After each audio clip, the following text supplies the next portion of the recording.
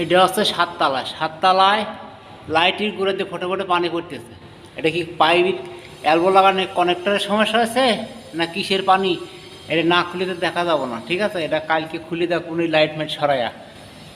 এমনি তো পানি পড়ার কোনো কথা না, পানি পড়লে তো ভাইয়া কানেক্টরে পড়লে তো নিচেই পড়বো, এপাশে আসবো না। কোন দেওয়ার সমস্যা? আর এলবোতে তো পানি পড়বো না, এলবো তো বাইরে। দেখতে হবে এটা খুলে কী সমস্যা।